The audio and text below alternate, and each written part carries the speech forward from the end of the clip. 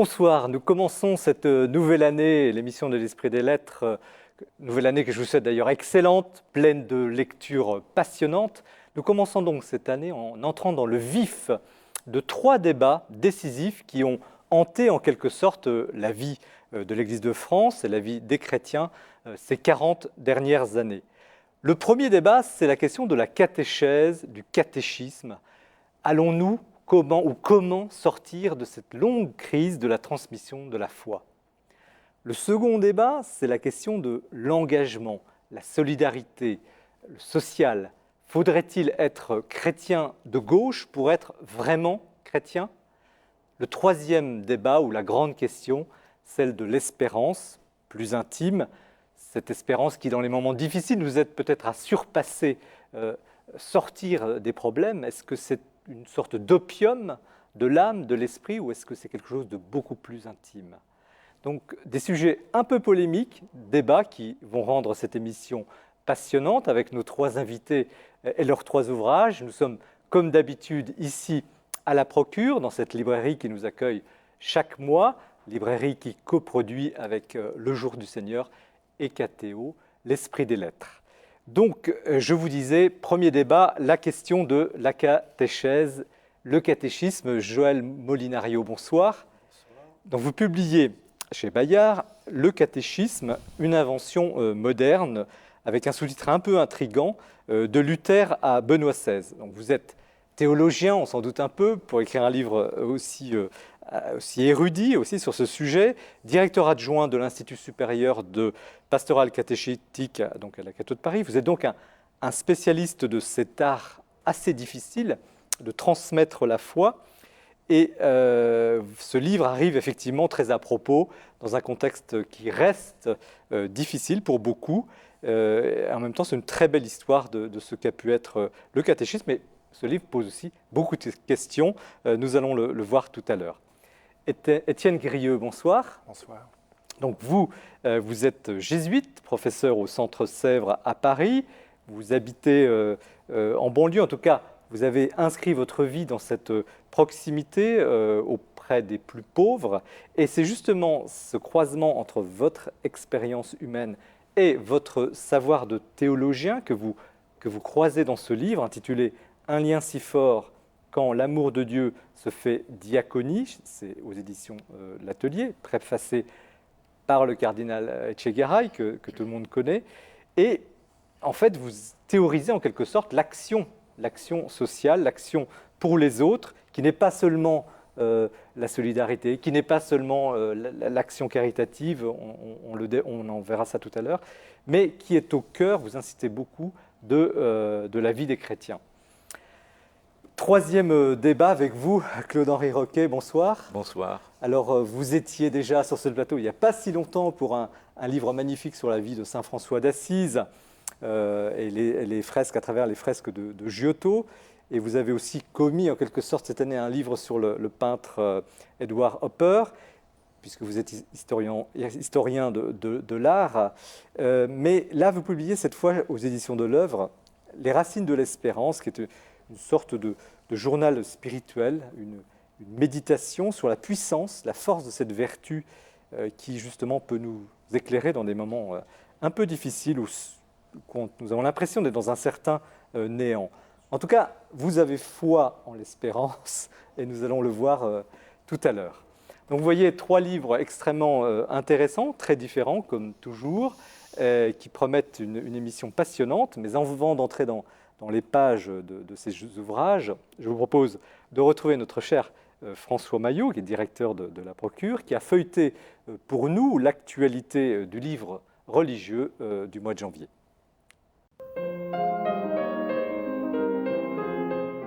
Une brassée de livres pour bien commencer l'année 2013. Et je voudrais débuter cette présentation par un nouveau livre sur Jésus. On le doit à un universitaire et prêtre espagnol, José Antonio Pagola. C'est non pas un ouvrage apologétique, mais comme le sous-titre du livre, choisi par l'édition du Cerf, l'indique, c'est une approche historique. Il s'agit donc de faire le point sur la recherche contemporaine à propos de Jésus. Ce livre s'inscrit finalement dans la lignée des travaux de J.P. Meyer, toujours au Cerf, mais Meyer, c'est 4 tomes. Là, c'est un seul tome. C'est donc plus accessible et c'est extrêmement vivant. Vraiment un livre à lire en ce début d'année. La Bible, c'est aussi une politique. C'est en tout cas ce que soutient Armand Laferrère dans un ouvrage publié aux éditions Odile Jacob, La liberté des hommes, le sous-titre est éloquent, lecture politique de la Bible. Armand Laferrère est normalien, énarque, il écrit dans la revue Commentaire, et cela ne vous surprendra donc pas. Il écrit dans une veine libérale. Son propos, c'est de dire que du livre des juges à Jésus, en passant par les figures de David ou de Salomon, la Bible nous dit que le pouvoir doit être limité pour résister à la tyrannie. C'est un essai extrêmement stimulant. Dans un genre tout à fait différent, un livre également important de Tanguy Châtel chez Albin Michel, Vivant jusqu'à la mort, il se penche sur une question finalement taboue qui est la souffrance spirituelle en fin de vie, la dimension spirituelle de l'accompagnement des mourants. Ce n'est pas une grande déclaration sur l'euthanasie, ce n'est pas le sujet du livre, c'est plutôt une interrogation sur la condition humaine douloureuse en fin de vie. Plus brièvement, 4 livres dans des registres très divers, un dialogue entre amis, confidence, entretien entre Michael Lonsdal et Monseigneur Dominique Ray, c'est aux éditions Onésime 2000. Une vie de saint, encore une, allez-vous me dire, mais écrite par un très bel écrivain, nous l'avions reçu pour Le Pont des Anges, rappelez-vous Jean-Marie, dans cette même émission. Il s'agit de Philippe Le Guillou, qui donc publie chez Dialogue Guénolé ou Le silence de l'Aulne, une langue superbe. Un livre tout à fait passionnant de Guillaume de Tanoirne au Cerf, Parier avec Pascal. En lisant ce livre, on comprend qu'on n'avait rien compris au pari de Pascal. Et puis enfin, pour terminer, une anthologie d'un écrivain majeur de la période charnière entre le Moyen-Âge et la Renaissance, Nicolas de Cus, c'est toujours aux éditions du Cerf. Merci François. Comme d'habitude, vous nous gâtez. On ne sait pas par quel bout on va prendre tous ces livres. En tout cas, merci de cette sélection. Et nous sommes ici pour parler de 3 livres. Donc, le premier d'entre eux, Joël Molinario, Le catéchisme, une invention moderne de Luther à Benoît XVI, chez Bayard. Donc, on apprend, pour ceux qui ne le savaient pas, que c'est Luther qui a inventé le catéchisme. Effectivement, la date exacte 1529. Alors, il y avait quelques essais déjà avec Philippe Melanchthon de catéchisme, mais Qui était protestant ? Qui était protestant, collègue de Luther. Hein. Mais vraiment, le premier catéchisme en date, c'est 1529. Il en a édité 2 d'ailleurs, le petit et le grand catéchisme. Petit catéchisme pour les gens simples et puis grand catéchisme pour les pasteurs, les gens plus cultivés. Qu'est-ce qui lui a donné cette idée de génie ? Alors, je pense que c'est une idée de génie. Je dis, c'est le titre du livre, une idée moderne. Hein, une idée moderne, en sens que, à la fois, Luther fait un constat et fait une proposition. Il fait un constat, il dit mes contemporains, les gens du XVIe siècle, baignent dans la foi chrétienne. Hein, ils vivent dedans, ils sont imprégnés, la culture, le temps, l'espace, tout est rythmé par la foi chrétienne. Dans la famille, on prie, voilà, il y a tout ça. On baigne dans une vie de foi, alors plus ou moins élaborée, plus ou moins moralement conforme, etc. Ça, c'est pas le problème. Mais on est dedans, on est imprégné dedans. Mais ce qui manque aux gens, dit Luther, c'est les mots de la foi. Et les mots ou la compréhension de la foi ? Les mots et la compréhension, évidemment, qui vont avec pour Luther. Donc, l'idée de Luther, c'est de dire il faut qu'un sujet advienne, il faut qu'une personne advienne, parce que Dieu, dit-il, te crée toi. Donc, il faut que toi, tu aies de quoi répondre de ta foi. Donc, le catéchisme est cet instrument qui permet au sujet croyant, en fait, de pouvoir exprimer sa foi, la comprendre et la partager à d'autres. Et quelle forme en même temps, il y avait bien sûr chez Luther l'idée de se décider, être catholique ou protestant. Hein, donc évidemment, quelle forme pédagogique Luther adopte-t-il ? Alors, Parce que vous parlez, j'ai lu du par cœur, je me suis pas... oui. Alors, pour Luther, le par cœur est important. Alors, pour lui, ça passe par le biais du père de famille. C'est le père de famille qui est responsable dans sa maison, hein, pour son épouse, ses enfants, et aussi s'il a des domestiques pour les domestiques, et s'il a d'autres personnels avec lui, c'est lui qui est responsable de tout ça. Hein. Et il doit faire apprendre le catéchisme, et lui, il pense que le mot à mot est important parce que voilà, il faut nourrir cette foi vive. L'Église catholique a aussitôt copié cette idée? Pas aussitôt, non. Non, elle a mis du temps, quelques dizaines d'années. D'abord, par une méfiance. Une invention de Luther, ça ne pouvait pas être tout à fait considéré comme très bon. Hein. Donc, il y a eu un décalage dans le temps. Le premier à réagir, ça va être un grand jésuite, un grand théologien jésuite, Canisius, et qui va éditer 3 catéchismes en... Combien de temps après? Donc 1552, 1554, 1556. Vous voyez, une vingtaine d'années après. Une vingtaine d'années après. Mais là, on est en pleine Renaissance. C'est pas tout à fait... c'est l'humanisme, on n'est pas du tout dans une optique, disons, religieuse, semble-t-il. On est dans une optique si religieuse. D'abord, l'humanisme n'est pas dénué de foi et de religion. Hein. Je vous renvoie notamment à tout ce que Lucien Febvre décrit de la Renaissance, disant que ça peut être des gens qui vont contester la Sorbonne et la théologie de la Sorbonne, ce sont quand même des gens motivés par la foi, hein, mais d'une manière autre. Mais est-ce qu'on ne cherche pas justement à cette époque à se libérer d'un carcan, voilà. Alors que le catéchisme, théoriquement, en tout cas a priori, enfermerait? Voilà. Alors c'est ça qui est, à mon avis, le contresens que l'on fait. C'est-à-dire qu'on projette sur la Renaissance une idée de catéchisme qui était celle du 19e et du début du 20e siècle. En fait, quand les catholiques reprennent l'idée de Luther, donc très officiellement c'est le Concile de Trente, hein, donc l'idée parcourt tous les travaux du Concile de Trente, hein, donc de 1545 à 1563. Et officiellement, le Concile de Trente demande à sa dernière session qu'une équipe de théologiens écrive et publie un catéchisme. Donc c'est Charles Borromée qui va être à la tête de pourquoi vous écrivez qu'au fond, ce catéchisme, d'ailleurs c'est quasiment le titre, une invention moderne. En quoi c'est une invention moderne? Alors, c'est une invention moderne parce que la modernité est cette période historique qui est désignée par l'émergence du sujet par rapport à sa communauté. Autant le Moyen-Âge est une période où on appartient à une communauté, on est identifié, imprégné par la communauté d'appartenance, sa paroisse, son village, son pays.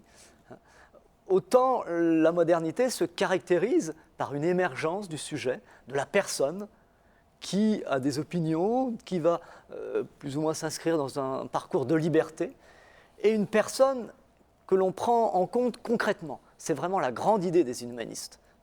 Et qui était leader dans cette émancipation? C'est l'Église, enfin les chrétiens, protestants ou catholiques, ou est-ce que c'est les humanistes? C'est les deux ensemble.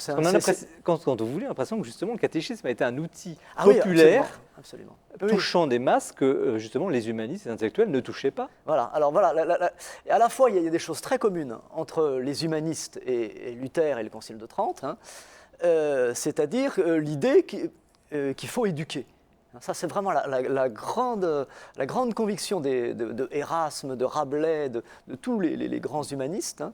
Il faut éduquer parce que ce qui est important, c'est l'homme concret, comment il naît, comment il grandit, comment il mûrit, comment il vieillit. Et qui l'a fait concrètement, cette éducation? Ce sont les chrétiens? Alors, oui, c'est les chrétiens qui sont finalement les premiers impliqués là-dedans.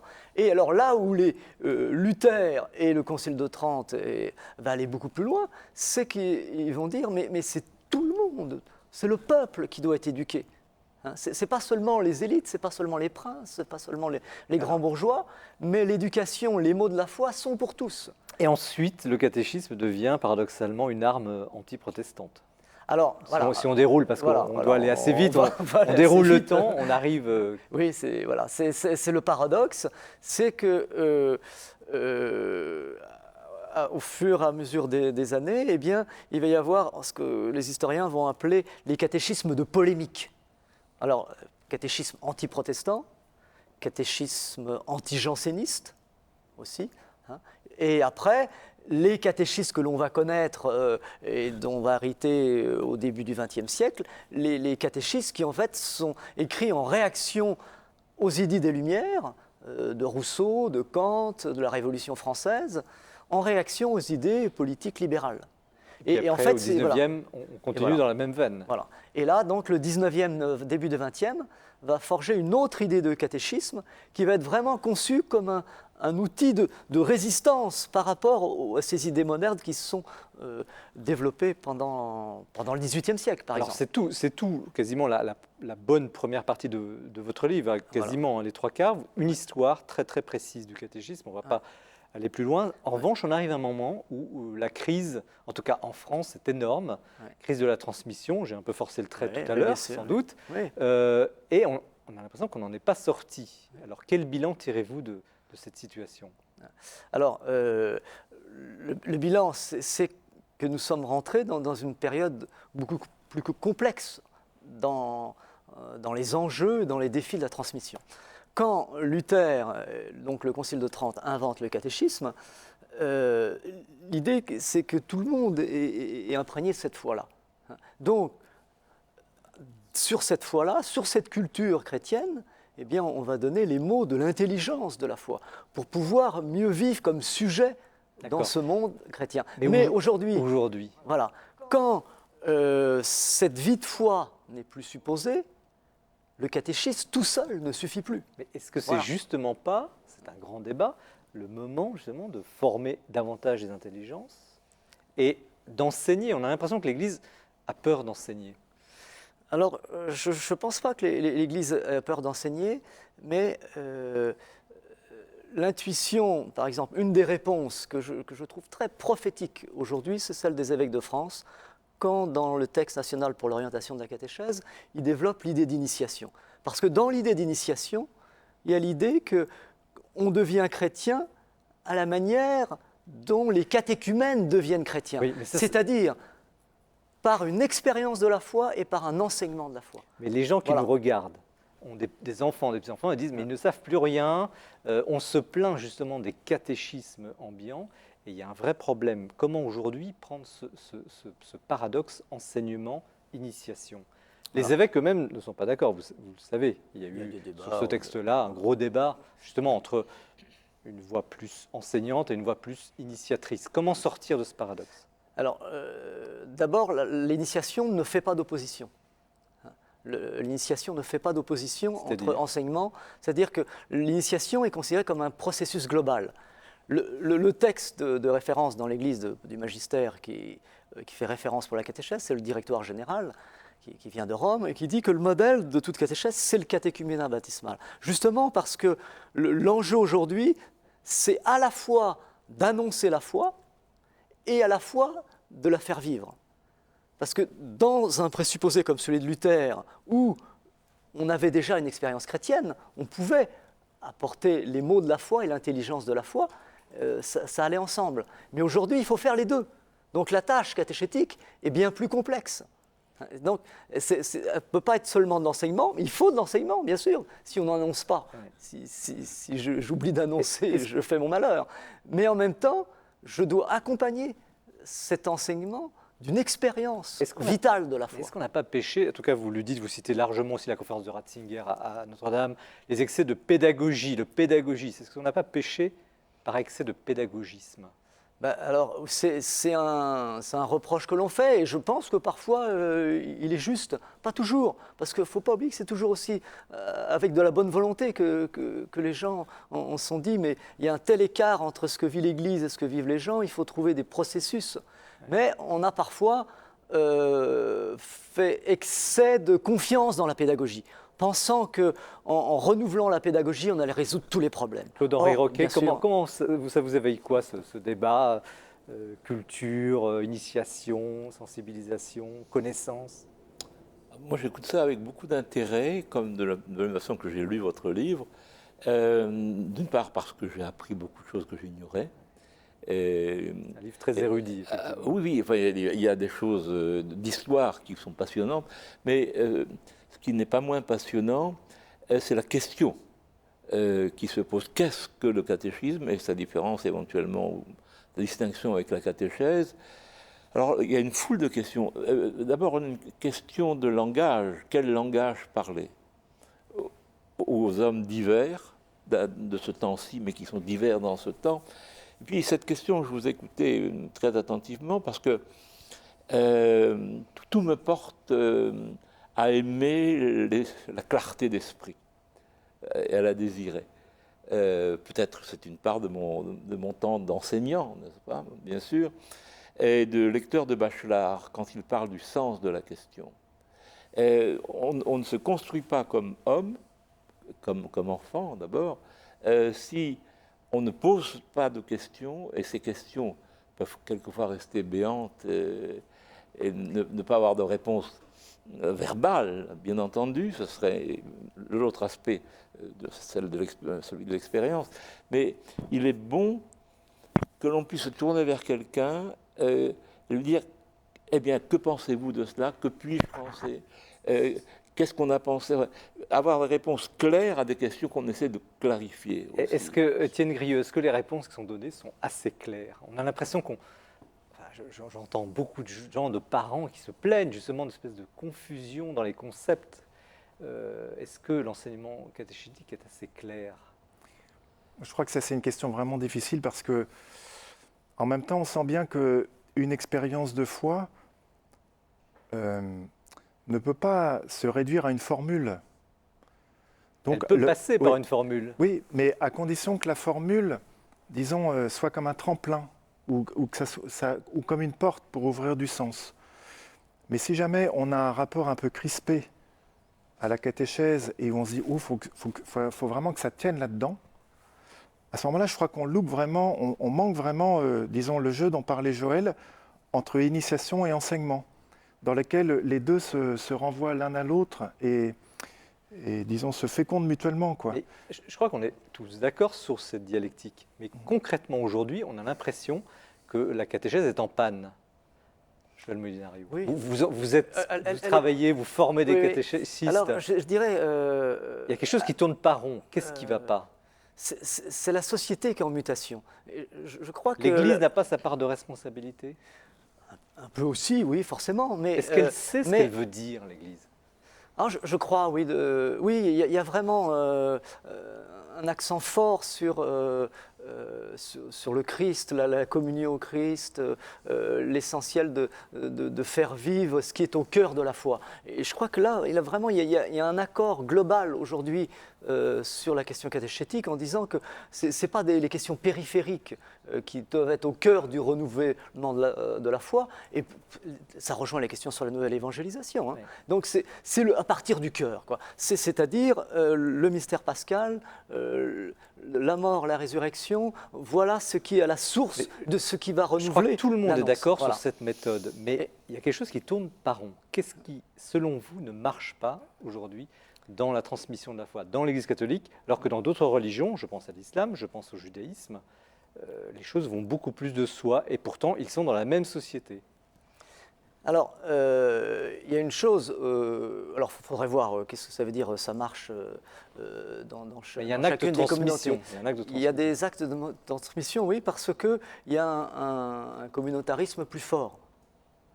Et le christianisme, aujourd'hui, est beaucoup dans un esprit beaucoup plus universel et beaucoup moins communautaire. Et donc, la question de l'identité, de l'identification religieuse est moins forte. Donc, ça complexifie. Parce que, du coup, la posture, c'est que la foi doit être à la source d'une existence qui n'est pas que la foi. Est-ce que les temps ne sont pas en train de changer, justement? Voilà. Est-ce qu'il n'y a pas une attente? On voit chez les jeunes, au JMJ, il y a des groupes de jeunes, de jeunes étudiants qui sont très avides de connaissances sur l'Église. Est-ce qu'on n'a pas, justement, aujourd'hui, qu'on aurait évoqué, sur le plan culturel, culture du christianisme, un énorme déficit? Oui, je vous répondrai en deux versants. Moi, dans mon passé d'enseignant, j'ai été stupéfait de voir chez des jeunes gens instruits leur ignorance en matière d'histoire de l'art, par exemple. On est confondu de voir que les sujets qui nous sont, à notre âge, les plus connus, de l'histoire sainte, comme on disait, de l'Évangile, sont inintelligibles. Même chose pour la mythologie, d'ailleurs. Donc il y a un effondrement des références culturelles, ne serait-ce sur le plan des images, n'est-ce pas, des représentations. Et puis d'un autre côté, je pense que nous souffrons tous, pour 1000 raisons qu'on pourrait embrasser d'un coup, finalement, d'une grande confusion de l'esprit. C'est-à-dire que la façon dont nous vivons, dont nous nous parlons, dont nous lisons, dont nous échangeons nos propos très souvent, ici et là, bien, je n'en dis pas plus long, fait que les mots se valent et se dévaluent, qu'on dit un mot pour un autre, qu'une pensée peut être mise à la place d'une autre sans grande conséquence. Or, il me semble extrêmement important pour nous d'appeler un chat, par exemple, si vous voulez. C'était pas l'ambition justement du catéchisme de l'Église catholique Joël Molinario, ce gros ouvrage qui a été publié il y a une vingtaine d'années et qui semble être un ouvrage de bibliothèque. Il est là, on ne l'ouvre pas. Alors voilà, ça rejoint la question que vous m'adressiez tout à l'heure. Parmi les défis, justement, c'est que ces mots du catéchisme, ils arrivent à toucher une fibre existentielle. Parce que, et je reprends par exemple les termes du cardinal Ratzinger dans sa fameuse conférence de 83, il y a 30 ans, qui fait référence sur la question du catéchisme. Et il dit, ben, voilà, il y a les mots de la foi, il y a l'expérience de la foi. Il dit les deux doivent aller ensemble. Si on n'est que dans les formules de la foi, c'est que du verbiage. Mais si on n'est que dans l'expérience, eh bien, on perd le contenu fondamental. Est-ce que vous êtes optimiste pour la synthèse? Est-ce qu'on va enfin arriver à retrouver une synthèse pour l'Église en France du catéchisme? On est, je dirais d'abord qu'on est obligé à l'invention d'une certaine manière. Oui, mais je crois fondamentalement parce que je pense que l'Évangile peut toucher les hommes et les femmes d'aujourd'hui.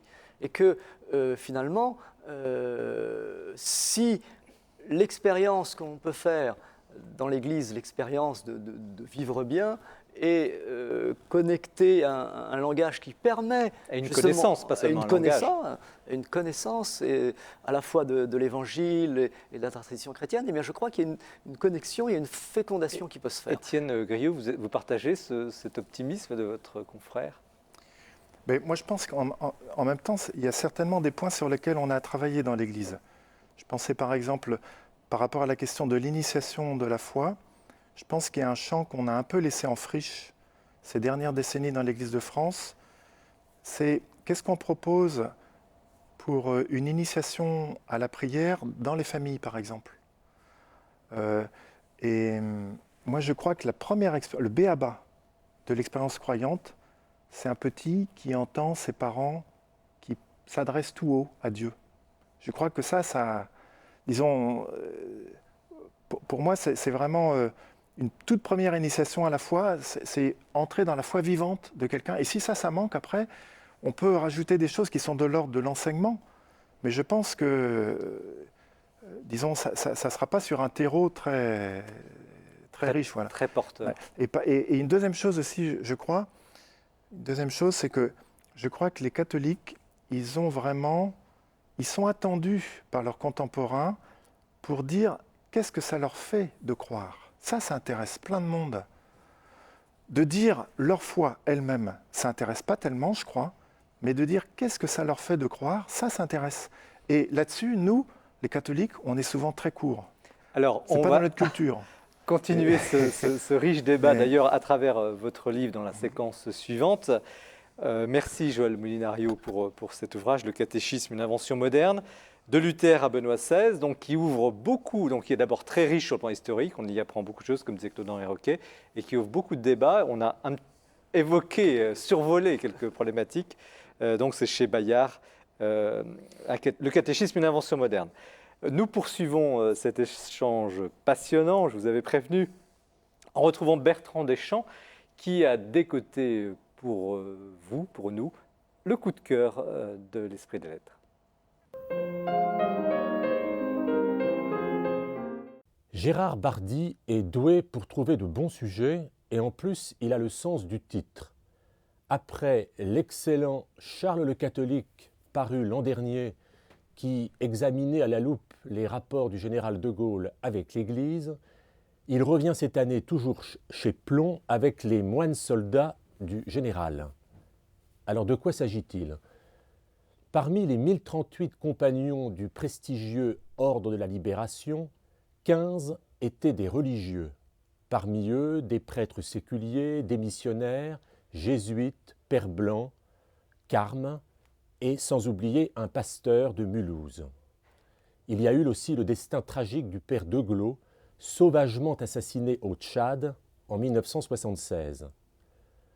Et puis le dernier d'entre eux, le père de Noroy, est mort centenaire en 2006, après avoir publié chez Perrin de passionnants souvenirs, aumônier de la France libre.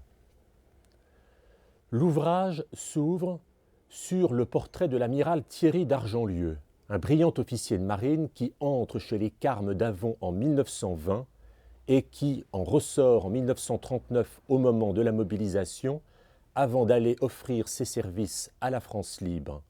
Là, auprès du général de Gaulle, il mène une action de tout premier plan et il finira ses jours, il retourne au Carme dans les années 1960 après un épisode indo-chinois beaucoup plus controversé où il fit bombarder Haiphong, causant la mort de centaines de civils.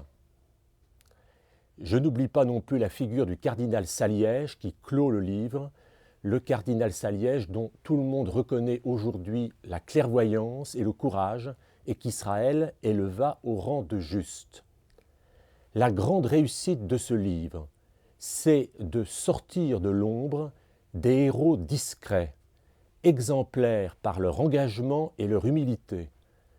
15 compagnons de légende, à l'image d'un ordre qui disparaîtra bientôt, lorsque le dernier des 23 compagnons encore vivants s'en ira reposer au mont Valérien. Il faut lire des livres comme ceux-ci pour se rappeler ou découvrir que tous les chrétiens, loin s'en faut, ne furent ni silencieux, ni des collaborateurs, comme il est un peu trop facile de l'affirmer.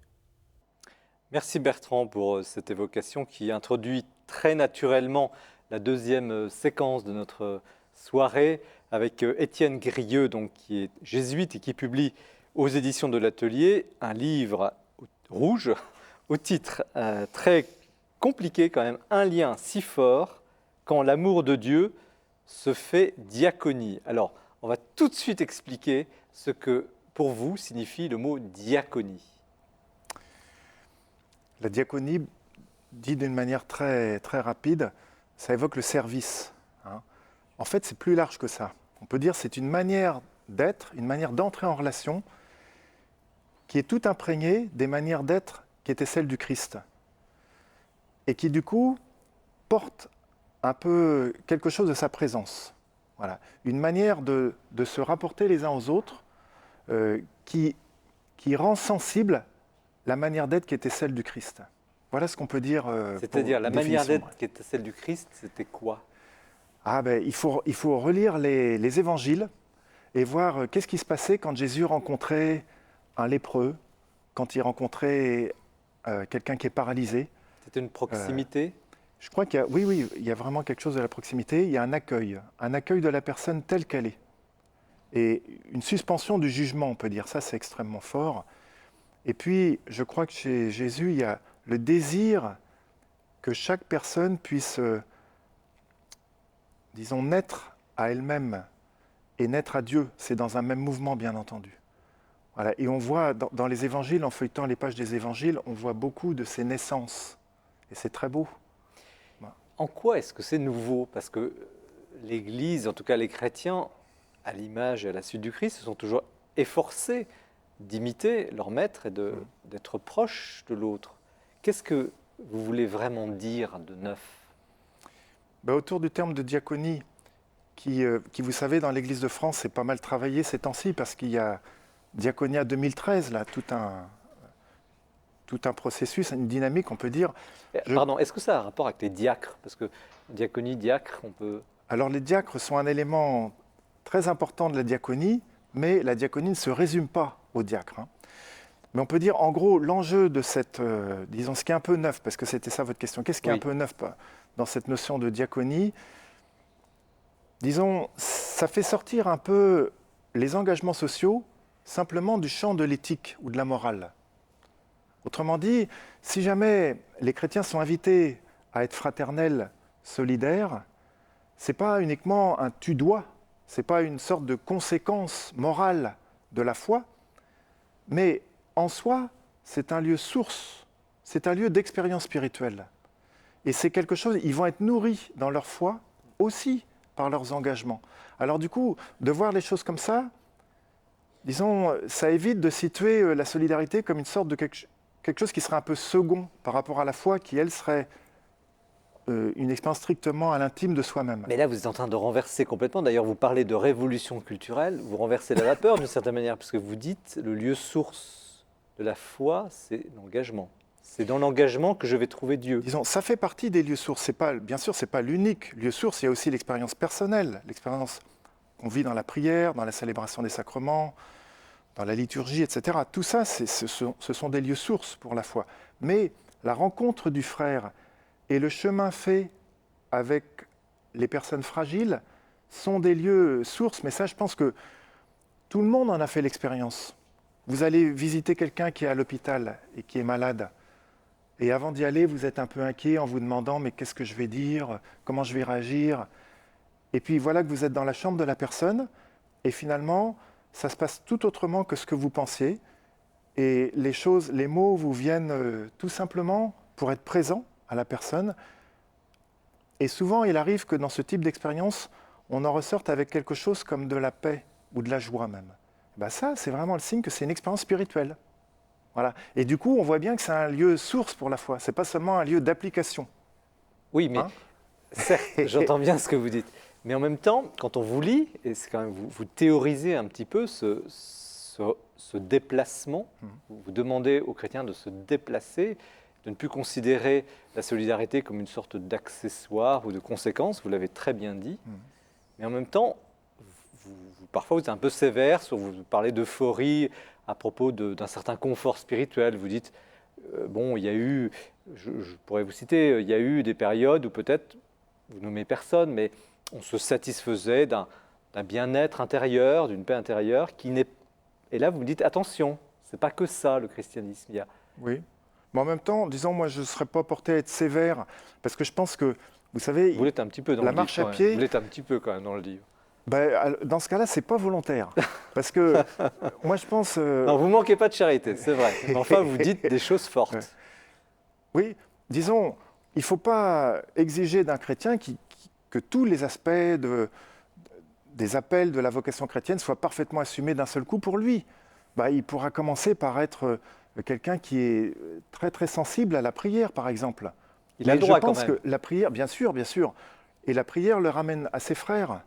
Et de même que quelqu'un qui serait très, disons, un engagement militant un peu volontariste, comme il y en a dans l'Église aussi, eh bien, cette personne-là, si elle est vraiment présente à ce qu'elle vit, elle est ramenée aussi vers la célébration des sacrements, par exemple, ou aussi vers la lecture de l'Évangile, et donc vers une expérience d'intériorité.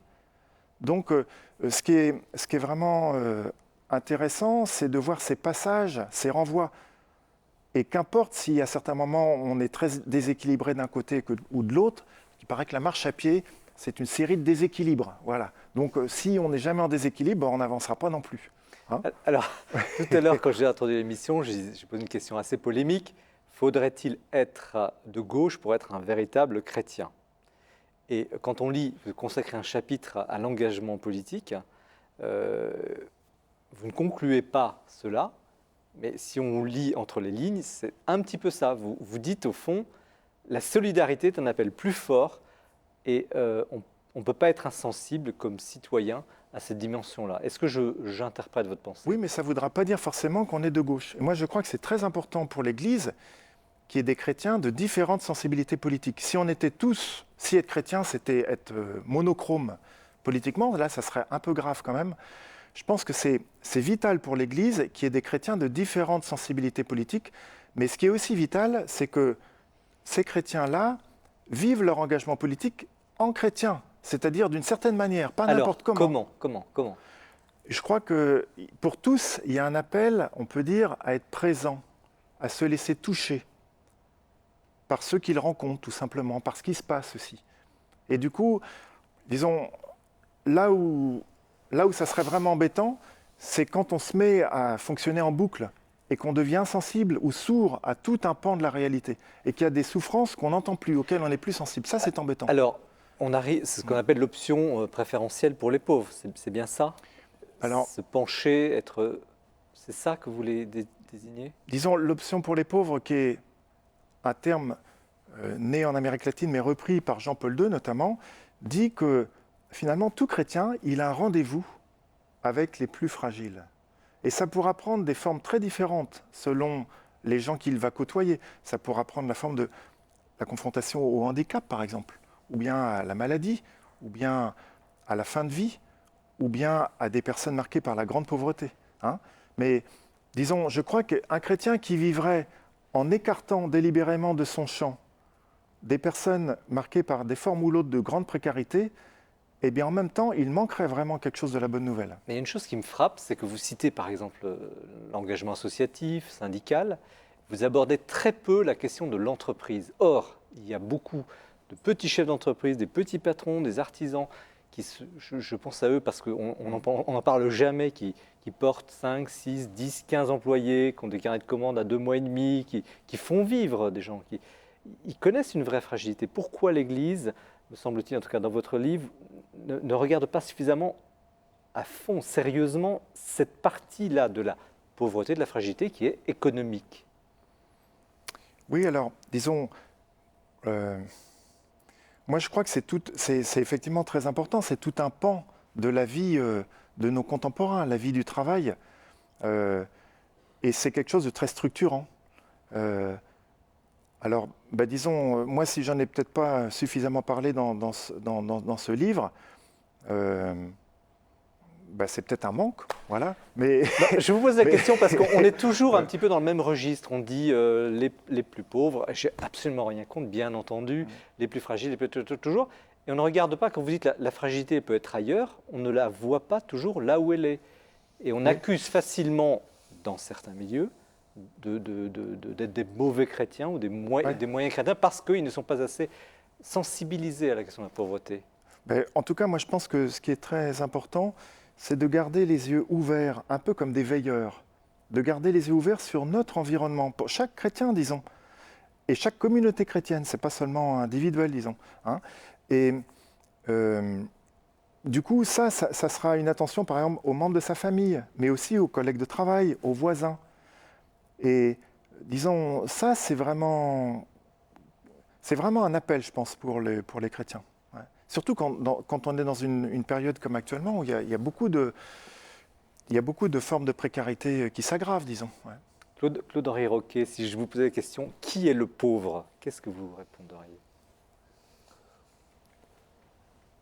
N'importe qui, le premier venu. Je ne pense pas qu'il y ait un seul homme qu'on rencontre qui n'ait en lui une expérience de la pauvreté, mais surtout une pauvreté présente.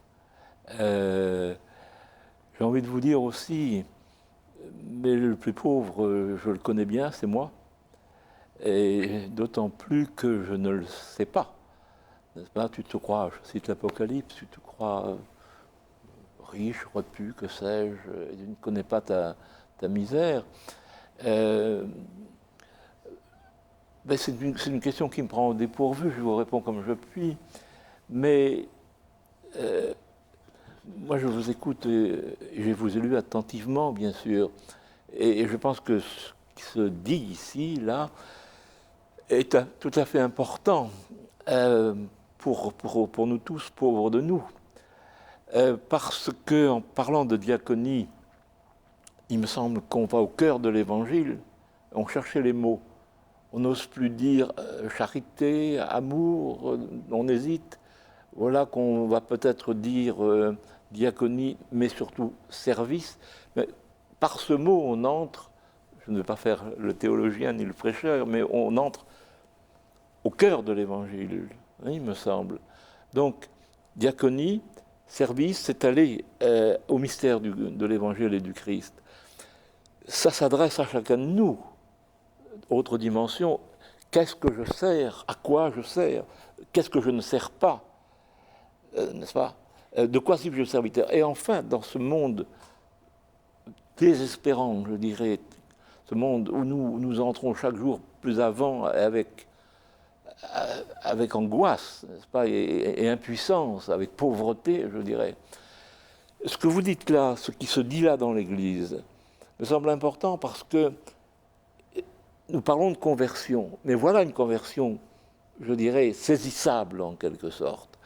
Parce que là où nous sommes toujours conduits à être dans la domination et le profit, l'esprit de domination et de profit, jusqu'à la catastrophe qui nous éclate aux yeux, n'est-ce pas, chaque jour, voilà une révolution, mais le mot de révolution est désuet, n'est-ce pas, impraticable, douteux. Voilà une conversion sociale, je dirais, historique, qui nous est proposée, qui est de renverser, vous parlez des entreprises, évidemment ce n'est pas simple, mais déjà entendre un mot qui illumine, c'est déjà un pas réel, je dirais. Nous sommes conduits vers ce renversement par chacun de nous, autour de lui, et puis plus généralement, ce renversement du profit, de la survie stupide finalement, qui est meurtrière au fond, vers un esprit de service. Et nous sommes pauvres et il nous faut être aidés à servir. Alors, vous évoquez, vous avez un mot sur la grâce, vous parlez pas d'économie gracieuse, mais qu'est-ce que vous voulez dire par là? Justement, ça rejoint sans doute cette gratuité que vous évoquez, Claude Henri-Roquet. On peut dire que dans des tas de rapports qu'on a entre nous, souvent, on a des rapports qui sont de l'ordre des échanges calculés, on pourrait dire. C'est-à-dire, moi, je veux bien essayer de vivre quelque chose avec toi, mais à condition d'être sûr de recevoir en retour quelque chose de proportionnel à ce que moi j'apporte. Et si je ne l'ai pas, j'arrête. Voilà. Ça, c'est un échange calculé. Et évidemment, l'Évangile et le Christ, ça ne marche pas du tout sur cette logique-là. Et on peut dire, en fait, sur quelle logique il marche, lui? C'est une logique d'alliance. C'est-à-dire, on pourrait dire, c'est une relation parce que c'est toi. Et qu'il n'y a pas d'autre parce que celui-là. C'est parce que c'est toi. Voilà, c'est ce que dit Dieu à son peuple. C'est parce que c'est toi, mon peuple. Hein. Et du coup, on voit bien que c'est une relation qui est sans condition préalable et qui ne cherche pas une rétribution, qui ne cherche pas, qui ne se calcule pas. Voilà. Eh bien, ce type de relation de type alliance, quand on y réfléchit, on peut se dire c'est ça qui nous fait vivre en fait. Si jamais dans notre champ relationnel, on ne bénéficiait plus du tout de relations de ce type-là, je crois qu'on serait en danger de mort, vraiment. Joël Molinaro, comment se fait-il qu'on ait perdu, au fond, ce que vous essayez de dire dans ce livre, cette relation unique, le christianisme, c'est cette relation unique à la personne et à sa grandeur, au fond. Comment se fait-il que l'Église ait autant de mal à exprimer cela? Alors, soit on l'exprime dans un vocabulaire peut-être trop politique, comme je l'ai fait tout à l'heure, de façon un peu polémique, soit on l'exprime en retrait ou en contradiction. Pourquoi on n'arrive pas à dire mieux toutes ces essentiels de la foi chrétienne? Oui, c'est une question qui me dépasse. Je ne peux pas vous répondre aussi facilement à une question aussi énorme. Mais pourtant, on voit bien qu'aujourd'hui, si l'Église a quelque chose à dire dans le monde contemporain, au nom de sa foi, c'est bien d'abord sur ces registres-là. Parce que ça touche à la vision de l'homme, aux questions anthropologiques qui sont tellement débattues aujourd'hui. Hein, est-ce que nous sommes un être qui reçoit la grâce d'être né, ou est-ce qu'on est des êtres qui se fabriquent? Voilà, il y a toutes ces questions-là. Est-ce qu'on est des êtres quantitatifs, ou est-ce qu'on est des êtres selon l'économie de la grâce? Et je crois que là, ces questions-là, à mon avis, sont vraiment centrales.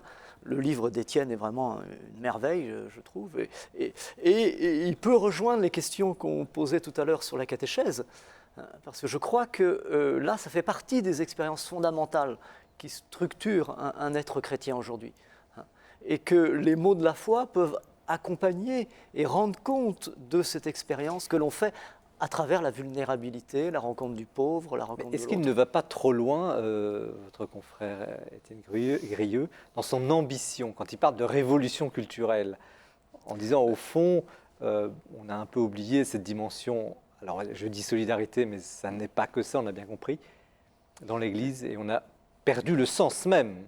C'est ça, on l'a peut-être politisé, on a perdu son sens même. Est-ce qu'il ne va pas trop loin en disant, il faut faire une révolution dans l'Église? Non, je ne crois pas. Si la révolution, c'est l'économie de la grâce, qu'est-ce que vous voulez, c'est indispensable, quoi. Oui, mais l'économie de la grâce, elle peut être aussi d'ordre purement spirituel, elle n'est pas seulement dans Oui, l'échange. mais en christianisme, le purement spirituel, ça n'existe pas. Hein, Claude-Henri parce que- Roquet, qu'est-ce que vous en pensez? Est-ce que dans le christianisme, le purement spirituel, on mord un peu sur votre livre, n'existe pas? Il existe, Est-ce que c'est un mythe, enfin, dire, le purement spirituel? Au fond, le christianisme est totalement incarné. Et... Oui, il ne faut pas séparer les choses, il faut voir comment on les tresse, les choses, comment on les unit dans des proportions diverses et selon nos capacités ou disons nos charismes. Mais j'ai envie de citer Peggy, enfin le spirituel, n'est-ce pas, qui couche dans le lit du charnel, ou l'inverse, je ne sais plus. Et vous dites incarnation. Si on dit spirituel, il faut faire attention à ce que ce ne soit pas cérébral bientôt, hein, ou intellectuel, ou théorique. Maintenant, une activité qui serait, je ne sais quelle pure activité, une pure action comme ça, sans intelligence éclairée par la plus grande intelligence, qui est celle du cœur, une autre intelligence que celle de la simple raison, je dirais, ne mène pas loin, je pense. Je pense qu'il faut sans cesse se contredire, il me semble, n'est-ce pas? Et moi, je sais que le mot spirituel, souvent, je fais attention à ne pas trop l'employer, d'ailleurs, en fait. On a vite dit spirituel, n'est-ce pas? J'ai envie de dire, l'esprit, c'est ce qui nous emplit de joie. Alors, vous citiez Peggy, et si je ne me trompe pas, vous allez me corriger, lui dit, je reviens à la politique, mais c'est un peu le centre du sujet aussi, le socialisme, c'est le christianisme de l'extérieur. Qu'est-ce qui fait, alors je vais d'abord poser la question à l'historien en quelque sorte, Dario, qu'on est un peu, qu'il y a eu cette ambiguïté. Qu'est-ce qui fait que le christianisme, d'une certaine manière, se soit perdu, entre guillemets, dans le socialisme, et est-ce qu'il y a quelque chose à réconcilier aujourd'hui? Il y a à réconcilier la foi chrétienne et le politique, hein, d'une manière générale. Et parce que l'histoire dont nous héritons, qui est celle du 19e et du 20e siècle, a vu le christianisme ou le catholicisme s'incarner dans des formes politiques d'un bord ou d'un autre, et qui sont du coup focalisées dans des oppositions parfaitement stériles. Et du coup, on a coupé le rapport, et on a suspecté tout rapport du christianisme avec le politique, au nom de cette histoire un peu douloureuse et dure à assumer. Et je crois que pourtant aujourd'hui, il y a une manière chrétienne de penser et d'agir politiquement. C'est-à-dire, concrètement, ça veut dire que eh bien, l'évangile, ça fait quelque chose dans une vie. Et ça fait quelque chose, ça a des effets. Voilà. Et donc je pense que c'est la formule d'Étienne tout à l'heure, et je trouve très, très, très juste, c'est-à-dire que la foi a des effets. Et donc ça, quelque part, c'est politique. Mais ce n'est pas politiquement incarné dans une vision de droite, de milieu, de gauche, ou je ne sais pas quoi. Mais je pense qu'il faut ressourcer au cœur de l'Évangile pour penser les effets de la foi. Et ça, je crois que c'est une dimension très importante. Il y a un auteur que j'aime beaucoup, qui est un Américain, qui a beaucoup travaillé au Chili, qui s'appelle William Cavanaugh. Et cet homme a écrit un livre qui s'appelle « Torture et Eucharistie ». Et voilà. Et dans cet ouvrage, il explique comment eh bien, l'Eucharistie est une réponse contre la torture. Et il montre ça avec un très très beau développement, très très fort. en disant, ben voilà, quand les chrétiens célèbrent l'Eucharistie, ils disent quelque chose de radicalement différent de ce que exprime la torture. Voilà, c'est une manière, C'est-à-dire, finalement, qu'est-ce qui eh bien, c'est la question du corps. ils guérissent quelque chose? Voilà, l'Eucharistie, c'est une relation au corps, au corps de l'incarnation, et un corps de solidaire, alors que la torture, c'est le contraire, c'est le délitement du corps et l'absence de reconnaissance. Et donc, il montre des exemples tout à fait intéressants. Et je crois que là, les effets de la foi, comme disait Étienne, on ne les prend pas assez au sérieux. Alors, Étienne Grieux, les effets de la foi. Vous racontez au début du livre votre expérience qui est très pastorale, assez vaste, justement auprès des plus pauvres. Vous avez vécu dans des quartiers difficiles. Qu'est-ce qui, au fond, vous a poussé à écrire ces pages à la fois de témoignages, mais aussi très savantes, parce que vous imbriquez en quelque sorte cette expérience avec une vision théologique précise. Enfin, vous nommez pour le coup les choses. Comment vous en êtes arrivé là? Il y a eu un choc, un déclic? Vous avez eu un ras-le-bol à un moment donné? Non, mais il me semblait, c'est de l'ordre du mûrissement, parce que en fait, c'est quelque chose qui remonte à mon noviciat, donc 25 ans à peu près, où j'ai été envoyé en stage pendant 4 mois dans la diaconie du Var, qui avait à l'époque 5 ans d'existence. Et elle mettait en musique une manière de vivre la solidarité un peu autre que ce qui se vivait habituellement dans l'Église. Une autre petite musique, Un exemple? avec beaucoup de joie notamment, beaucoup de fêtes. Un quelque exemple, chose de- c'était une façon de... Un service du diocèse, au fond, qui est des... C'était enfin c'est toujours, parce que ça reste extrêmement vivant, avec énormément d'initiatives. Il y a, par exemple, dans la diaconie de Var, parce qu'on en parlait tout à l'heure, ils faisaient des entreprises d'insertion. Donc on peut trouver de la part d'une instance d'église de se mêler justement, on en parlait tout à l'heure, à la dimension économique. Il y avait un élevage de lapins, je me souviens, il y avait des choses comme ça, voilà. Et une menuiserie aussi. Et ça vous a provoqué, ça a changé votre vie, cette première expérience? Oui, c'est en fait, disons, il m'a semblé qu'il y avait une manière de décliner la question de la solidarité très heureuse dans l'Église. Et du coup, cet ouvrage-là, c'est un petit peu la recherche de mettre en forme théologique les intuitions dont j'avais été le témoin à ce moment-là. Voilà. Une manière de vivre la solidarité, la charité, moins, disons, dans la tête et moins, disons, comme un devoir, mais beaucoup plus, en fait, on revient à ce que je disais au débat, au début, comme un lieu source, un lieu qui nourrit la foi aussi. Voilà. Et puis une autre chose aussi, qui pour moi était très très forte dans ces temps-là, c'est qu'est-ce qui se passe dans la rencontre des personnes marquées par la grande pauvreté. Et là, je pense que, tout à l'heure, on parlait de révolution, mais quand on rencontre vraiment des personnes comme ça, c'est de l'ordre de la découverte.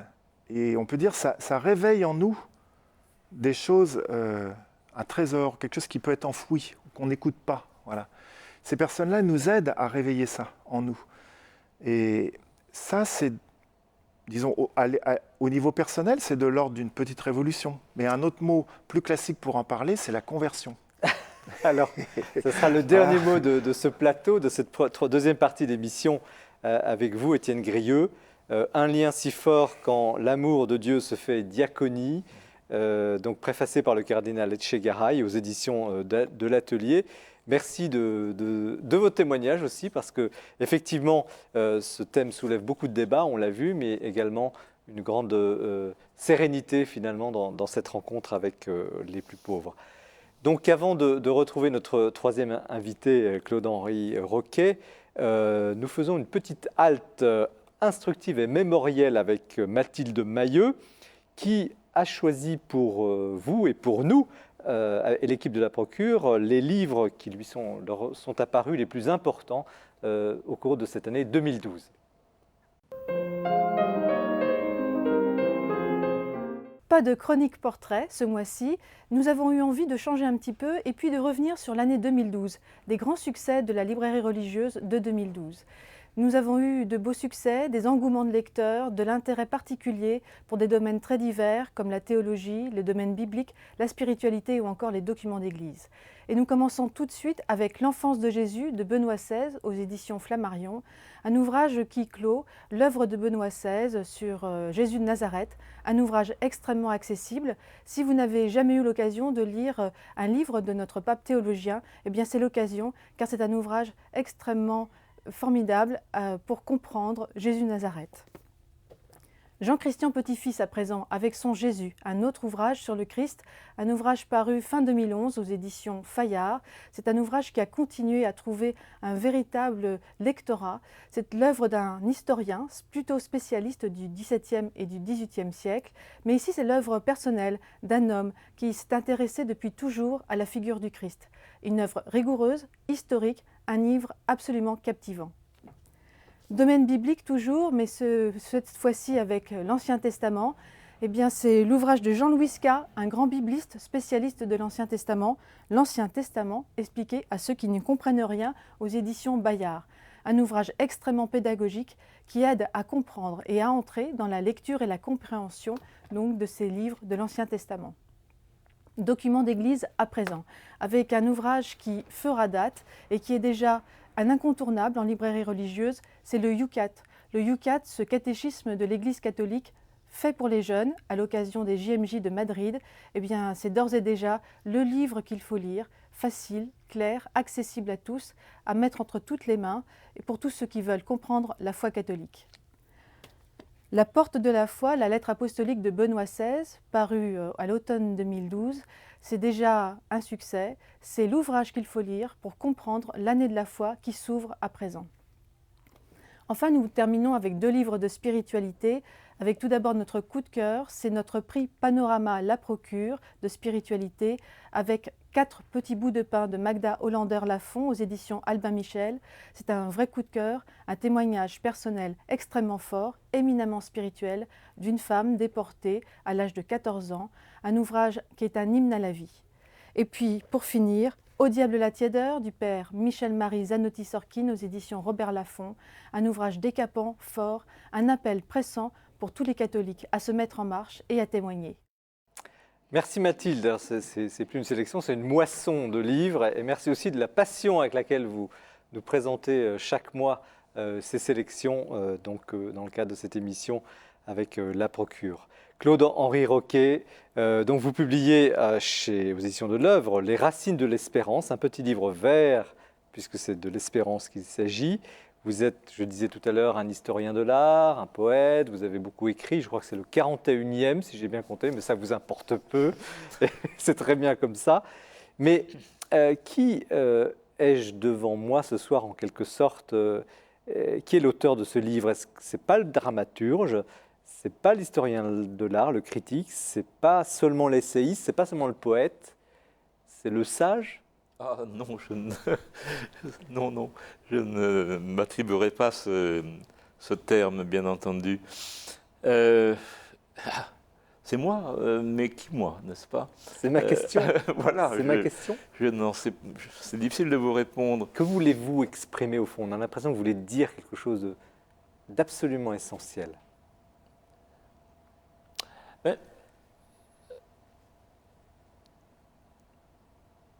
J'ai envie de vous dire, c'est un livre qui me mène au point où je puis maintenant m'interroger davantage. Parce qu'il est certains livres qu'on écrit pour répondre à une question, pour réaliser un dessin, et puis d'autres qui se font, j'allais dire, selon le temps, au fur et à mesure. Je dirais presque au gré des questions posées ou des rencontres faites, des circonstances. Il me semblait, je n'ai pas retrouvé cela, mais il me semble me souvenir que Goethe lui-même disait que tout poème est un poème de circonstances. Ce qui longtemps m'a semblé une phrase un peu, je ne dirais pas dépréciative, mais un peu énigmatique. Et puis finalement, je ferai cette différence, oui, entre les œuvres élaborées, construites d'un bout à l'autre, et puis une série de situations. Ben, au fond, c'est Sartre. Et Enfin, vous l'avez écrit comme ça. oui, par c'est tableau, touche, méditation successive. oui, selon des moments, des questions posées, un article à écrire, mais pas seulement.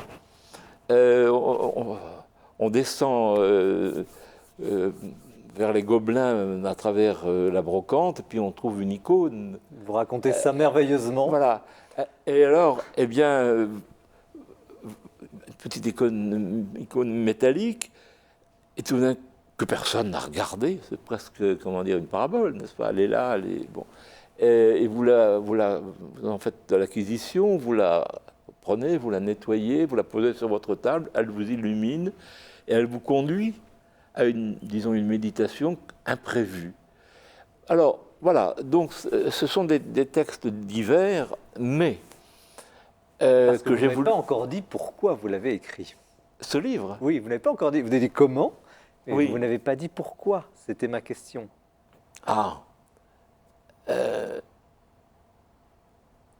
Parce qu'à un certain moment, enfin, c'est une question difficile, hein, à un certain moment, il m'a semblé sans doute que ces textes tendaient à s'aimanter les uns les autres, n'est-ce pas? Oui, mais vous, que voulez-vous dire? Ce que je veux dire. Alors, oui, je veux dire que peut-être, oui, l'essentiel, la foi est difficile,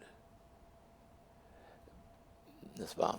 La foi ne va pas sans doute et s'ennuie de la foi. Et on espère la foi, ou la retrouver, et on l'a retrouvée. Et on espère j'allais dire, non pas manquer de foi, mais vous savez bien, enfin, je crois, Seigneur, mais viens en aide à mon doute ou à mon incrédulité ou ma faiblesse de foi, n'est-ce pas? Bon. Et alors, peut-être que l'espérance,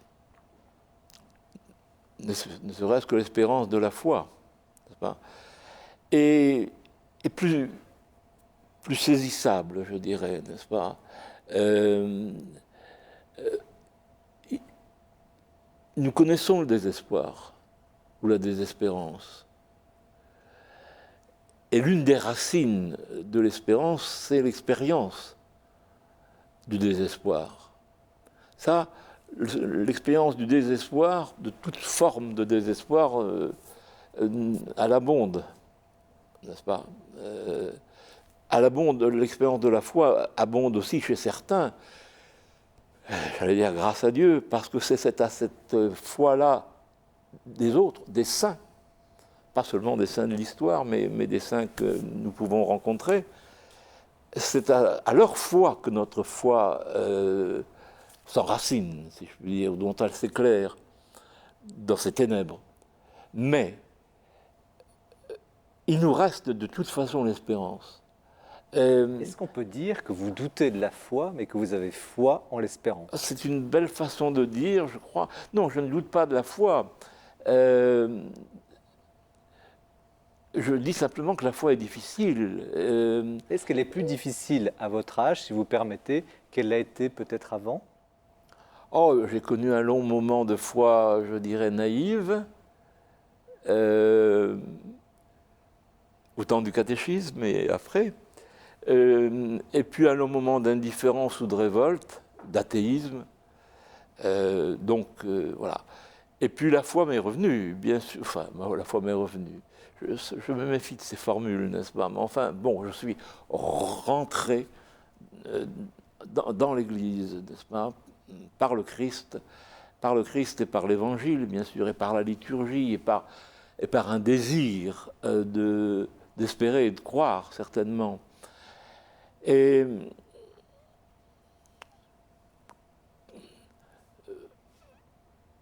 j'ai cheminé comme chacun. Je dirais aussi que c'est ça, n'est-ce pas? Dans ce temps d'athéisme, d'indifférence ou de révolte, de doute, mais pas de doute qui serait une simple incertitude, de doute qui est une hostilité, n'est-ce pas? Quelque chose m'a toujours soutenu. Finalement, étrangement même, je dirais, enfin, tout est logique aussi, mais c'est Berdiaev. Alors, je ne sais plus si Berdiaev parle de l'espérance, mais il parle de l'esprit. Et ce que j'ai, ça c'est dans mes très jeunes années, si vous voulez, ce que je dois à Berdiaev, c'est une connaissance, une transmission, j'allais dire, de l'infaillibilité de l'esprit, en ce sens que la flamme de l'esprit est immédiatement présente. Qu'est-ce que c'est que l'esprit? Vous mettez un E majuscule? Ah, alors toute la question, je dirais, est là, n'est-ce pas? Je cite Rimbaud, par l'esprit on va à Dieu, qui met un petit E, non pas à Dieu, à Dieu un petit D, mais voilà. Donc, je n'arrive pas à d'y joindre, je ne tiens pas à le faire, l'esprit dont nous parlons dès que nous parlons ensemble, et à soi-même, n'est-ce pas, l'esprit, cette intelligence aussi de la foi, l'esprit, et puis l'Esprit Saint, le Saint-Esprit, l'Esprit majeur, l'Esprit même, l'une des trois personnes de la Trinité. Et on ne doute pas de l'Esprit en nous, ne serait-ce que pour dire qu'on ne croit pas ou pour s'opposer, n'est-ce pas? L'Esprit est indéracinable. Et je ne sais trop comment, mais je ne peux pas séparer l'esprit de l'espérance. Peut-être parce que c'est au fond le même souffle et le même mot. Donc, je me raccroche aux branches de cette espérance dont je cherche les racines, si je puis dire.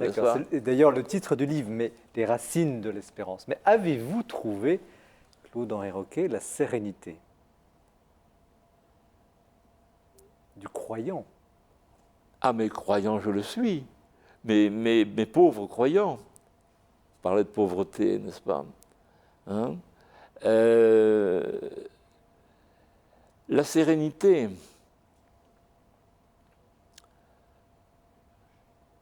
un peu plus qu'avant. Est-ce que ce n'est pas précisément là la pointe de l'espérance, cette espèce de contradiction, paradoxe, c'est-à-dire ça va mal, je ne crois pas ou je crois mal, et puis finalement je crois, oui, ça va bien. Est-ce que ce n'est pas là que tout se joue justement dans la notion d'espérance? C'est-à-dire qu'il faut rattacher tout ce que nous disons là à l'angoisse de la mort. Ce qui nous est insupportable, c'est la mort. Ce que vous dites très bien d'ailleurs dans le premier chapitre. Il y a un très beau chapitre sur la méditation sur la mort. La mort de tous, de ceux qui nous sont proches, bien sûr, mais les autres aussi, la mort. Et la nôtre, je connais des personnes pour qui la mort, semble-t-il, n'est plus une ombre, mais une porte de lumière. C'est avec cela, enfin, comme beaucoup, que je me débat. Par conséquent, ce à quoi répond l'espérance, c'est l'espérance d'avoir la foi, n'est-ce pas, dans la vie éternelle, tout simplement. Je ne néglige pas les autres aspects de l'espoir ou de l'espérance par exemple politique, humaine, du bien que l'on doit et que l'on peut faire, même si c'est une goutte d'eau, n'est-ce pas, une goutte d'eau, mais après tout. Hein? Vous êtes un historien de l'art, de la culture, on pourrait dire, parce que c'est quand on lit votre biographie. Qui a le mieux chanté, qui a le mieux exprimé cette espérance? Est-ce que c'est Péguy? Parce que vous lui consacrez aussi un très beau chapitre. Or, certainement, c'est un de ceux qui ont, ne serait-ce que par l'étendue d'une partie de son œuvre autour de l'espérance et sur ce plan majeur. Si je ne me suis pas posé cette question, quel serait l'écrivain ou le peintre, en somme, oui, n'est-ce pas, oui, l'artiste.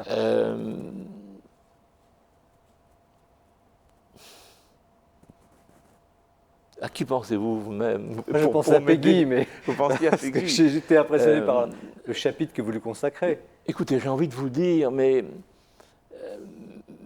c'est une question difficile. J'ai envie de vous dire Rimbaud, au fond. Et sûrement, ça peut me surprendre, ça me surprend même de vous le dire, en quelque sorte. Mais je pense que Rimbaud est un auteur fracassé et mystique. En un mot, on s'embarque sur Rimbaud. Qu'est-ce qui est arrivé à Rimbaud? C'est de croire qu'il était le Christ. Non pas de croire au Christ. C'est de croire, et par la magie de la poésie finalement, que la parole, que je ne sais quelle ascèse du poète, la vision, enfin, tout cela, pouvait changer la vie, rompre l'esclavage. Et il dit adorer les premiers Noëls sur la terre, n'est-ce pas? Bon, et puis il se réveille, et il n'est pas le Christ. Tout ça pourrait s'appuyer sur des textes, hein, sur oui. la Vierge folle et ainsi de suite, n'est-ce pas? Et là, Et il ne croit pas non plus, comment dire, il n'est pas le Christ, mais où est le Christ? Voilà. Et il me semble qu'on pourrait relire tout Rimbaud en se disant qu'est devenue sa foi et où était son espérance. Quelquefois, je vois au ciel de blanches nations en joie. Alors, je vous dis ça parce qu'on me posait ces questions qui me surprennent. Je n'ai peut-être jamais envisagé vraiment, j'ai envisagé Rimbaud dans ce petit livre par rapport à l'esprit. oui, vous le citez. Mais peut-être par rapport à l'espérance, oui. Joël, je vous coupe. Joël Molinario, qu'est-ce que... je pose la question aux théologiens. Est-ce que l'on peut espérer, justement, on parlait de Rimbaud à l'instant, est-ce qu'on peut espérer sans croire? Non. Espérer, c'est croire. Mais alors, on peut espérer... les figures du croire sont extrêmement répandues. Hein. La foi chrétienne propose une figure du croire, incarnée dans la figure du Christ, qui nous ramène à Dieu, et qui est structurée selon la foi, la charité et l'espérance. Donc, un acte d'espérance chrétienne, c'est bien sûr un acte de croire, hein, mais un acte d'espoir humaniste aussi, c'est un acte de croire. Croire que demain il y a un avenir et que l'être humain a sa place dans cet avenir, bah, c'est croire quelque chose. Est-ce qu'il n'y a pas une part Voilà. d'illusion profonde dans ce chèque en blanc, en quelque sorte, sur l'avenir, en se disant ça s'arrangera peut-être ou... C'est pas une part d'illusion, c'est une part donc d'espérance, c'est-à-dire quelque chose qui est ancré dans le présent et qui oriente un avenir. Qu'est-ce que vous voulez, je pense moi que ça nous vient des prophètes d'Israël.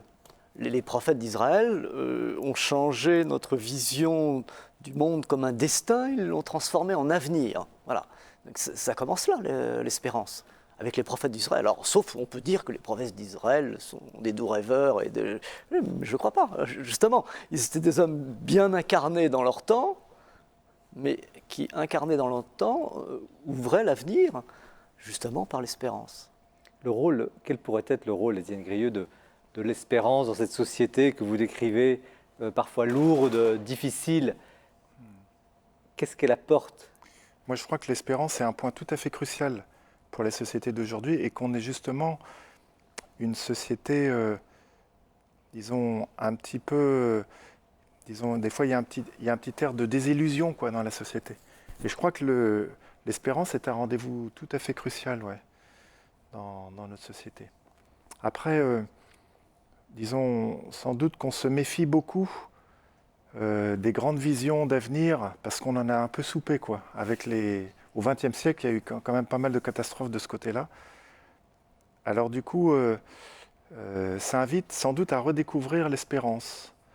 Et moi, je suis frappé, par exemple, que les personnes marquées par la grande pauvreté, qui, en fait, doivent faire le deuil d'une sorte de réussite dans l'existence humaine, ce sont des hommes et des femmes d'espérance.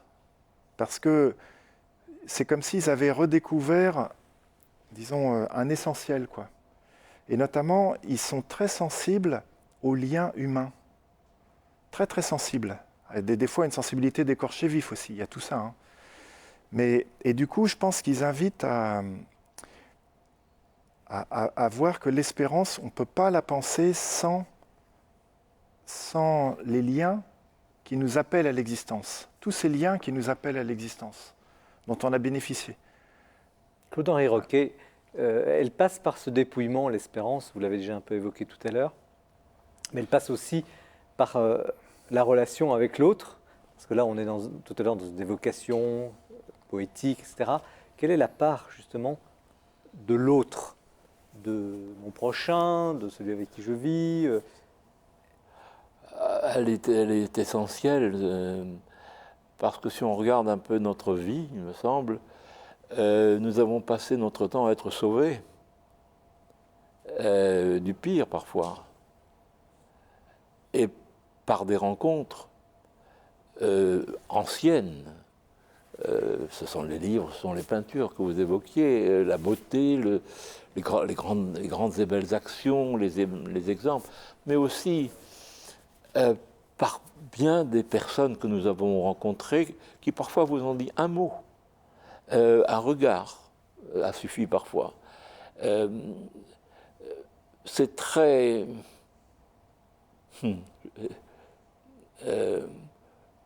c'est ça, on pourrait écrire toute sa vie, je dirais, ça serait un dessin presque là, n'est-ce pas? Récit d'espérance. Oui. Les petits rendez-vous de l'espérance. Écoutez, je vais vous faire des aveux, enfin comme ça. Un jour, j'allais très mal, et très mal. Et j'avais, je crois, un flacon de rhum dans ma poche. Et au fond, je m'étais presque dit, c'est par là que nous irons, quoi. On va éteindre tout ça et boire. S'évader.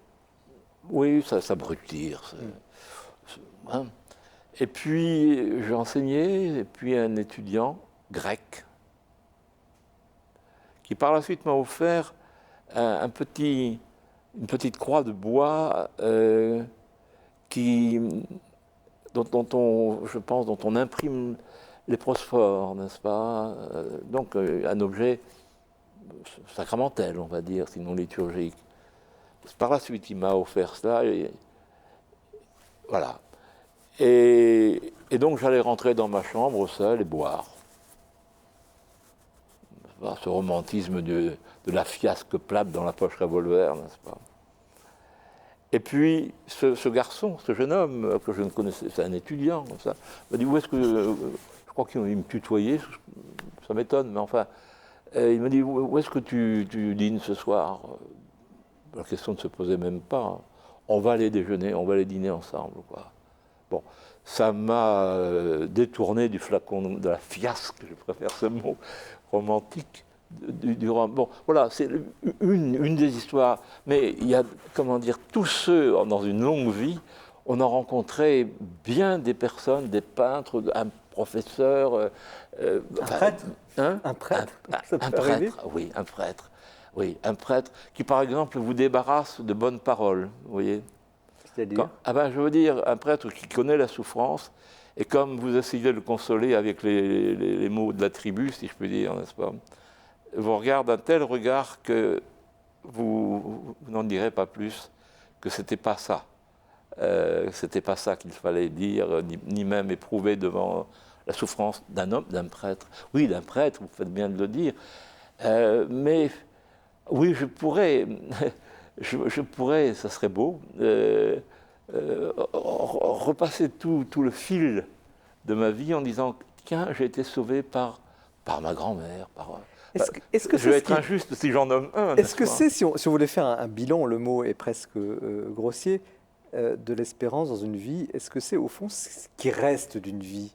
On dit souvent, c'est l'amour qu'on a donné aux autres, mais est-ce que c'est pas aussi l'espérance? Qu'est-ce que vous en pensez, Joël Molinari? Oui. Oui, l'espérance reste, oui, bien sûr, puisque elle est toujours foncièrement devant nous. Hein. Et puis en même temps, si elle existe, c'est bien qu'elle est ancrée dans l'expérience présente. Donc oui, l'espérance est peut-être le dernier mot. Vous ne l'avez pas abordé dans votre livre. Enfin, si vous l'avez abordé, l'espérance, vous avez l'espérance d'un changement, Étienne Grieux. Oui, moi je dirais aussi l'espérance, c'est aussi ce qui nous est déjà donné de ce qu'on éprouvera tout à la fin. Il y a aussi ça dans l'espérance, c'est-à-dire de pouvoir vivre déjà de ce qui nous attend finalement, qui est de l'ordre de la joie et de la réconciliation. Hein. Et bien ça, on peut en vivre dès maintenant aussi. Donc est-ce qu'on peut opposer, parce que c'est un peu tangent dans tout ce débat de ce soir, l'espérance, vous parliez tout à l'heure des grands soirs dont on avait soupé, enfin toutes ces fausses espérances ou espérances illusoires ou trop d'espérances qui ont été données à certains moments de l'histoire, et puis l'espérance dont vous venez de parler très concrètement, l'espérance du dernier moment et de l'au-delà. Est-ce qu'il y a vraiment une dichotomie entre ces espérances-là, ou est-ce que tout ça est lié au fond? Entre les grandes espérances Et puis l'espérance ultime.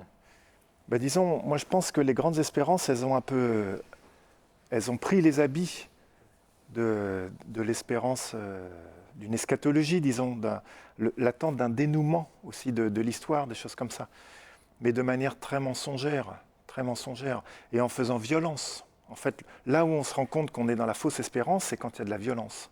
Parce que l'espérance ne vient jamais avec de la violence. Claude-Henri Roquet, vous êtes d'accord avec ça? Oui, tout à fait, tout à fait. Il faut effectivement concilier, enfin, ou réunir, mais à sa juste place pour chaque cas, l'espérance temporelle dont nous ne sommes jamais dispensés, n'est-ce pas, avec toutes les suspicions légitimes, n'est-ce pas, que vous évoquez. Et puis, ce que vous dites, je crois, vous-même, l'expérience ultime, c'est-à-dire que l'homme ne consent pas à mourir. Oui, on rencontre parfois des gens qui disent « c'est très bien, il n'y aura rien, c'est ainsi, c'est très bien ». J'ai de la peine à croire, n'est-ce pas? En tout cas, je n'ai pas ce sentiment. Je veux vivre éternellement, n'est-ce pas? Et des phrases comme celle celui qui croit en moi, celui qui me suit ». Mais il faut être, autant qu'on le peut, des Christ, parfois, pour autrui. Mais autrui nous est souvent un Christ, en l'ignorant complètement, n'est-ce pas? Bon, l'espérance foncière, fondamentale, essentielle, c'est ce que nous avons sous les yeux, qui est souffrance, imperfection, mort, surtout, n'est-ce pas? Les hommes ne pouvant se guérir de l'ignorance, de la maladie, de la mort, ils se sont avisés pour s'en guérir, je ne sais pas, ne plus y penser. Mais par l'espérance, et je vous disais Rimbaud, en un sens, dit Pascal, alors, bien sûr. Le temps avance, oui. et tout cela est passionnant. Et je dois vous demander, Claude-Henri Roquet, pour conclure cette émission, de nous lire, justement à propos de mort, vous en parliez à l'instant, une lettre de Sœur Amara qui est... Amata. Amata, à la conclusion de votre livre, qui est assez bouleversante, qu'elle a écrite, donc, si on comprend bien, un peu avant de mourir, avec une sorte de testament spirituel. Oui. Alors, s'il vous plaît, lisez-nous ce texte, et voilà. Ce sera la conclusion de l'émission. Je dis 2 mots pour dire comment nous avons connu de loin Sœur Amata. Anne Fougère, écrivait un livre sur Sainte-Claire. Et nous nous sommes adressés à Sœur Amata, qui était... Clarisse, qui était Clarisse à Assise, voilà, pour savoir des choses. Alors, et introduisez-nous à ce texte court et très beau. Oui, parce que j'aimerais parler longtemps d'elle, mais bon, voilà la lettre que nous avons reçue il y a peu de temps, transmise par les Clarisses. Amis, je vous informe que j'ai quitté cette terre le 4 octobre 2012. Pardonnez-moi de ne pouvoir écrire une des belles phrases rituelles, morte en odeur de sainteté ou auréolée des plus sublimes vertus. Non, je pars comme j'ai vécu, les mains vides. Fille, sœur, épouse, longtemps mère de mes sœurs, je ne suis même pas sûr que la servante ait accompli tout ce qu'elle aurait dû. Si j'ai fait quelque bonne œuvre, c'est presque sans le savoir, et sans pouvoir m'en vanter, pas plus que le pinceau ne peut s'enorgueillir des touches de lumière qu'il dépose sur la toile. Mais je sais que le Christ a toujours été à ma droite, qu'il ne m'a jamais laissé seul, et qu'il est simple d'être heureux avec lui. Il suffit de vivre le cœur à cœur, ce dialogue incessant avec l'hôte, avide de nous écouter, de pratiquer le bouche à bouche rumination constante de l'écriture, échange de la parole amoureuse et réciproque psalmodie, de consentir au face-à-face, adorant et silencieux, qui nous transforme peu à peu en l'être aimé. Voici mon ultime témoignage, Dieu est fidèle, il ne déçoit jamais, lui, qui est l'amour même, par lui, avec lui, comme lui, aimons. Sœur Amata, 10 octobre 1921, 4 octobre 2012, lettre faire-part écrite en 2007. Merci Claude-Henri Roquet pour cette évocation magnifique. Merci pour ce livre, donc Les Racines de l'Espérance aux éditions de l'Œuvre. Merci également Étienne Grieux. Un lien si fort quand l'amour de Dieu se fait diaconie aux éditions de l'Atelier, préfacé par le cardinal Etchegaray. Merci Joël Molinario. Le catéchisme, une invention moderne de Luther à Benoît XVI aux éditions Bayard. Merci de votre participation, de la richesse de cet échange. Merci également de votre attention, de votre fidélité à ce rendez-vous littéraire mensuel. Vous pouvez toujours retrouver l'émission des morceaux, la réécouter, la faire suivre, la faire passer à vos amis par Internet sur les différents sites du Jour du Seigneur de KTO et de la Procure. Nous nous retrouvons dans un mois. Je vous souhaite une excellente soirée. À bientôt.